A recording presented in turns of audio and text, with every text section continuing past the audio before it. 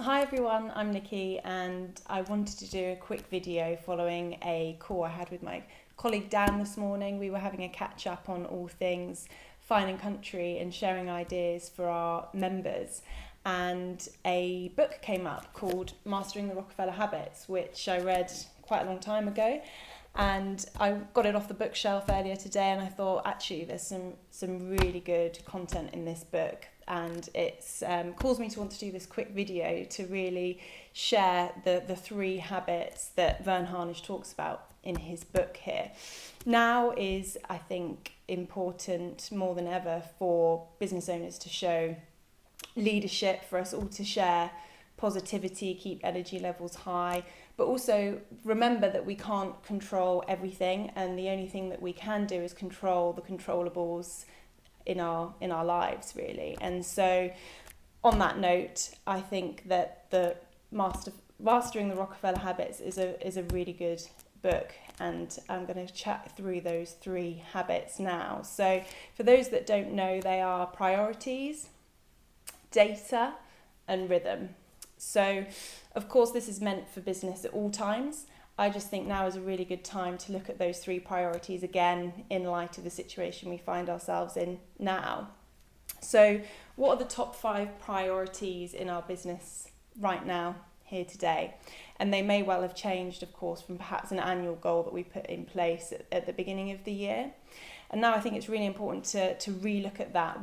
Have a new plan. What are the 5 priorities right now, here today, to put in place? And then off the back of those 5 priorities, what are the priorities for each individual in the business, and how are they contributing towards those 5 priorities that we have in place? So some priorities that come to mind are things like technology and phones. Some of you may well have already ticked that off of the priority list, and others may be in that process right now, looking at ways in which the business can be evolved to enable more people to work from home.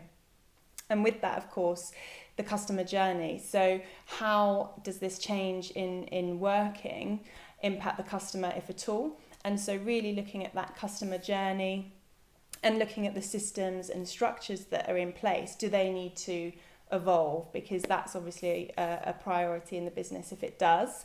And it might be that as the systems evolve, the people within the business, that their responsibilities change. It might be that what one individual's role was at the beginning of the year now could be quite different, because as the process has changed, the systems have changed, the structure and people's roles within the business needs to change as well. So that is definitely a priority, I think, for everybody right now. Communication, I think, is key. Having a communication plan has to be in one of your top 5 priority list. Communicating with your team, what does that look like? How regular? Every day, I would suggest. How are you communicating with your customers and how often? What about suppliers, stakeholders, other stakeholders in your business, and also the community? How are you communicating? When are you communicating? Who's communicating? And what is the message? I think all of those things need to be looked at as a priority, and just you can't over communicate. I think it's just something that you have to do even more right now, especially if you've got people working remotely. You need to make sure that communication is key. Another priority for a lot of businesses is going to be obviously looking at your cash situation, making sure you know what that number is and monitor it, and also putting in place a cash flow forecast. So what does the next 3 months look like? And perhaps that's something you need to work on with your bookkeeper or your accountant, but I think that that's a really important priority for right now, here today. So really communication, cash, customer journey, those have all got to be within your priorities list. The second habit is data. So looking at your data sources, what's the market intelligence that you need in your business? What are the markets doing? What are the key indicators for change? What data do you need to keep monitoring in your business as well?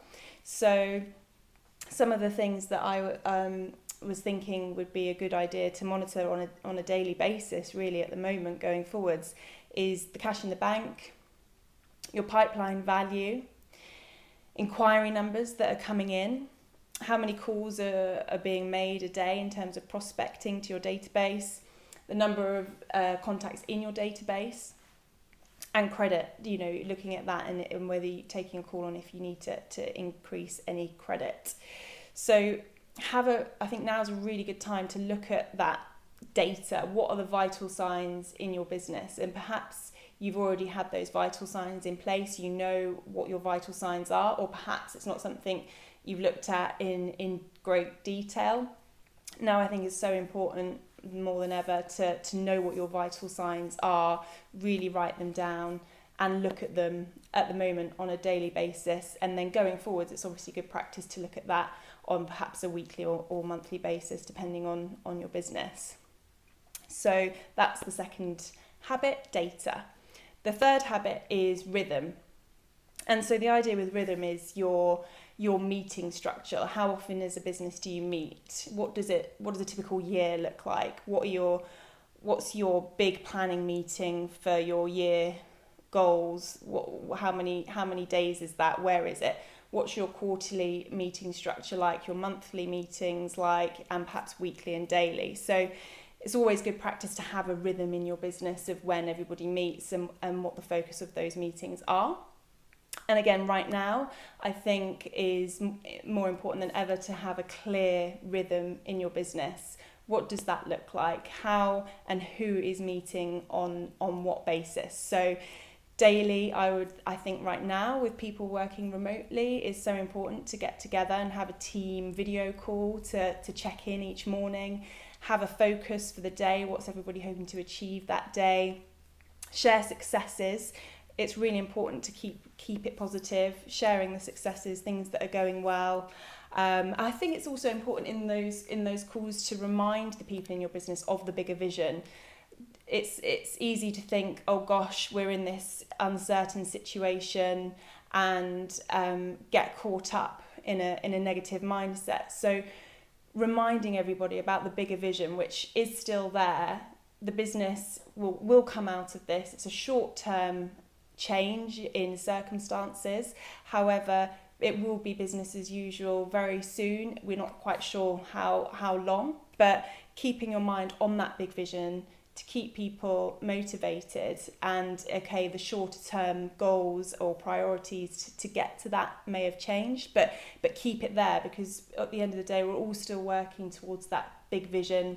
There's just a slight blip perhaps on the way and the priorities to get there. But I think it's important to remember that it's there, and there's a reason that we're going through all this shift to keep the business going, to get to that big vision. I think that with every challenge there is opportunity. Find the opportunities for your business. What lessons can be learnt from working remotely? Perhaps there's things that actually have streamlined in your business. Perhaps productivity in some areas has actually increased. So I think it's good to keep an eye on the successes and the positives from working in a different way, and what can be learned to take forwards as perhaps a more permanent measure. These things, change is constant, and when we're forced to change, perhaps there's actually some really good ideas that come out of it for the better. I think also, the market will be back. All this time that people have spent at home together, inevitably there's going to be a consequence of that, and so we may well be in a couple of months' time finding that there's a huge amount of people that want to sell their property because people are filing for divorce. They've had to work together non-stop for months and can't quite deal with it. The relationship's not working out, and so we never know. I think I read somewhere that divorce rates in China are up. People are going to want to sell, people are going to want to move. And on the other side of that, perhaps people have taken this as an opportunity to maximise the time with their partners, and who knows, come December we may well have a massive baby boom, and therefore people need to move to bigger properties. So it's interesting times all round, but keep that rhythm in the business, keep in touch with your people, have a structure in place. And I think that having a structure to your day as well on an individual basis. Like, what does a good day look like? What do I want to achieve before 10 a.m, for instance? Or if you start at 8:30, having that 90-minute plan, like what's the first things that I'm going to achieve today?